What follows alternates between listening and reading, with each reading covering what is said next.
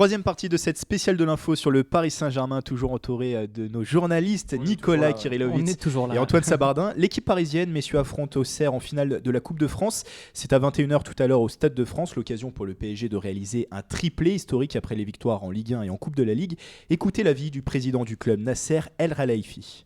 C'est sûr, mais il n'est pas fini encore. On a la finale la semaine prochaine. On va vraiment aller pour chercher la Coupe de France parce que c'est très important pour nous, pour faire l'histoire en France.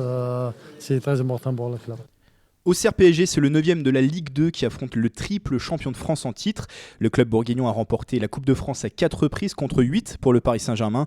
Un duel qui a des allures de David contre Goliath, mais le match n'est pas pour autant gagné d'avance, comme le précise le gardien parisien Salvatore Sirigu. C'est pas gagné encore, il faut la jouer et pour ça il faut se préparer bien dans la semaine.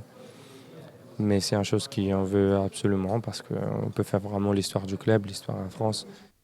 Nicolas, Antoine, ce Auxerre PSG, c'est un vrai match déséquilibré selon vous ? Bah oui, forcément. Je veux dire, 9e de Ligue 2, premier de Ligue 1, ouais, c'est forcément déséquilibré. Ça va être compliqué pour Auxerre. Je pense aussi que c'est l'occasion pour le PSG d'en passer 5 ou 6, de soigner les stats encore, en tout cas pour les buteurs, pour les attaquants. C'est un peu dommage. Après, ça serait bien que ça dure au moins une mi-temps. Mais moi, je me rappelle d'une finale de Coupe de France en 2003 ou en 2004. Déjà, Auxerre PSG, si je ne dis pas de bêtises. Et c'était Djibril Cissé qui avait battu. Mais bon, à l'époque, c'était un peu plus sérieux, Auxerre, entre guillemets. Et surtout, c'était pas le même PSG en face. Ouais, aussi, ouais. Paris, tout à l'heure, normalement, ils devraient ne faire qu'une bouchée d'Auxerre. Avec la forme qu'ils ont, ils sont sur une pente vraiment ascendante au niveau de la forme. Il ne devrait pas y avoir de soucis, quoi. PSG largement favori, donc également, mais c'est également le cas pour Stéphane Bitton, ancien rédacteur en chef de l'équipe.fr. Mais la Coupe de France est belle pour ses exploits. Par 2 fois, des équipes de 2e division sont venues à bout d'écuries de Ligue 1. Le Havre en 1959 et Guingamp en 2009. La surprise est donc possible. C'est ce qu'on appelle les fameux traquenards de la Coupe de France. Le petit qui prend confiance. Le scénario va être très important. C'est-à-dire que si le Paris Saint-Germain marque assez rapidement, je pense que le Paris Saint-Germain remportera facilement cette finale. En revanche, si il se met à douter, si Auxerre arrive à résister, eh bien plus le temps passera pour Auxerre, plus Auxerre prendra confiance et plus le Paris Saint-Germain perdra confiance. Maintenant, si vous faites jouer ce match-là 10 fois, il est probable que le Paris Saint-Germain l'emporte au moins 9 fois, mais la glorieuse incertitude du sport veut qu'un match, il faut le gagner. Messieurs, si je vous dis Auxerre, quel est le premier mot, peut-être le premier nom qui vous vient à l'esprit ?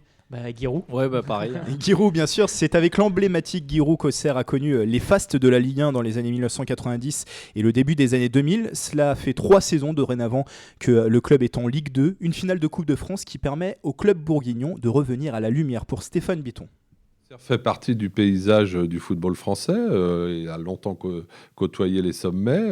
Auxerre fait partie du patrimoine français des bons clubs de foot. Et c'est très sympa de les retrouver aujourd'hui, en tous les cas, en finale de la Coupe de France. Et j'allais vous demander, messieurs, mais vous avez déjà répondu tout à l'heure, est-ce que vous avez le souvenir d'une finale Coupe de France qui a déjà opposé Auxerre et PSG ? Bah oui, c'était ça en 2003 ou en 2004, je sais plus. C'était en 2003, Nicolas. Et à l'époque, l'AJA l'avait emporté 2-1. Vous avez parlé du but de Djibril Cissé. Kalou aussi. Exactement.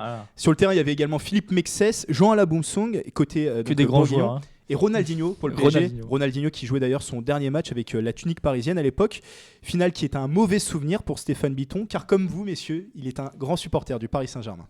Mauvais souvenir, puisque j'y étais. Et effectivement, à cette époque-là, le Paris Saint-Germain partait légèrement favori face à Auxerre, sauf que justement, il a fallu le montrer. Et ils n'ont jamais été capables finalement d'inquiéter Auxerre. De mémoire, je crois qu'ils avaient encaissé un but en fin de rencontre et ça leur avait été fatal. Auxerre ne perd pas beaucoup de finales de Coupe de France, puisqu'ils ont perdu la première qu'ils avaient disputée dans les années... ils évoluaient en 2e division à l'époque, contre le FC Nantes. Ils l'avaient perdu en 79, si j'ai bonne mémoire. Et depuis, chaque fois qu'ils se sont présentés en finale, ils l'ont emporté. Donc, le PSG devra être méfiant. On termine par un petit pronostic, messieurs, sur ce match. Nicolas ? Ouais, je dirais 3-0 pour Paris, forcément. Ouais, allez, moi je vais être sympa, je vais dire 4-1 pour Paris, avec un petit but quand même de la JA, histoire de Ça doit mettre un peu de suspense, ouais. Non, mais que la fête soit belle et qu'on se finisse pas comme la finale de la Coupe de la Ligue à 4-0. Qu'on se finisse pas, d'accord. Pas de suspense donc, a priori. Merci Antoine et Nicolas. Merci également à Stéphane Bitton, rédacteur en chef de Foot 1-2-3, ancien rédacteur en chef de l'équipe.fr. Nicolas, on se retrouve tout à l'heure en fin d'émission pour voir comment a été perçue cette saison du PSG par les supporters et les sportifs de tous horizons. Dans quelques instants, nous parlerons de l'ancrage du Paris Saint-Germain dans sa ville historique, Saint-Germain-en-Laye. À tout de suite sur Sensation.